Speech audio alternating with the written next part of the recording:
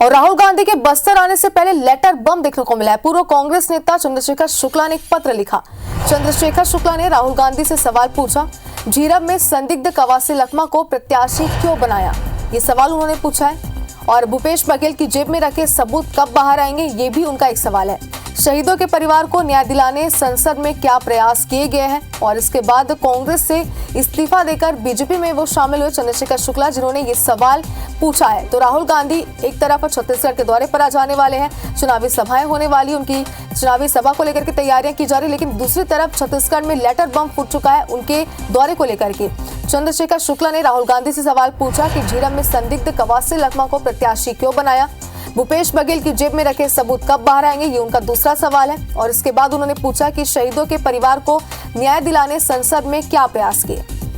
सौरभ सिंह परिहार हमारे संवाददाता फोनलाइन पर हमारे साथ जुड़ चुके हैं। सौरभ, लगातार लेटर बम पहले ही फूट चुके हैं, एक बार फिर से राहुल गांधी के दौरे को लेकर ये सवाल उन्होंने पूछे हैं, क्या मायने इसके निकाले आगे?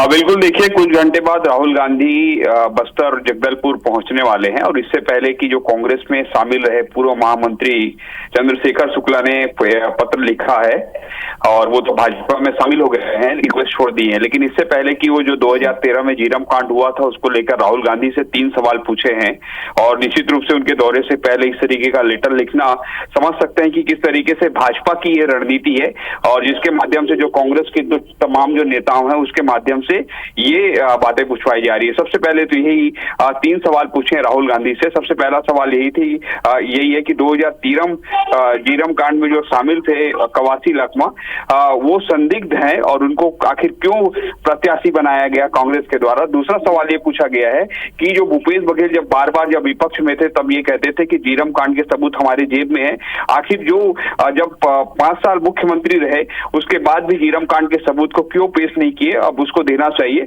और तीसरा सवाल ये पूछा गया राहुल गांधी से कि आप जब सांसद हैं और आपके तमाम जो कांग्रेस के सांसद हैं उन्होंने संसद में जो है झीरम कांड के जो शहीद हैं उनके परिवार के न्याय के लिए जो है कब कोई मुद्दा उठाया था क्या।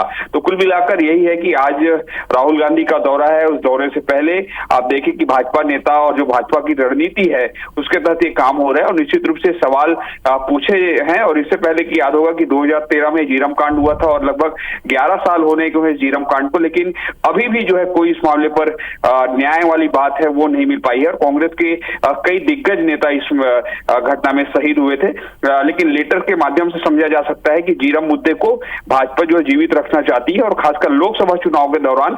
और इसके बाद आप देखें कि राजनांदगांव में भूपेश बघेल प्रत्याशी हैं, कवासी लखमा बस्तर के प्रत्याशी हैं, लेकिन राजनांदगांव में आपको मालूम होगा कि उदय मुदलियार भी इस झीरम कांड में शहीद हुए थे। तो उनके भी परिवार को, उनके भी परिवार से उन्होंने अपील की है, अपेक्षा की है चंद्रशेखर शुक्ला ने अपने पत्र के माध्यम से कि भूपेश बघेल से पूछा जाना चाहिए कि उनकी जेब में जो सबूत थे झीरम कांड के वो सबूत क्यों नहीं आ रहे हैं बाहर। तो कुल मिलाकर कांग्रेस बीजेपी की रणनीति है कि इस मुद्दे पर कैसे जो कांग्रेस के जो नेता आ रहे हैं पुराने जो बीजेपी में शामिल हो रहे हैं उनसे ही पत्र लिखवाया जाए ताकि आमजनों को या लोगों को ये जरूर एहसास हो सके कि किस तरीके से पूरे 10 साल और खासकर जब सरकार थी 5 साल तो किस तरीके से कांग्रेस ने इस मुद्दे पर कोई काम नहीं किया है, ये बात बताने की कोशिश पूरी हो रही है।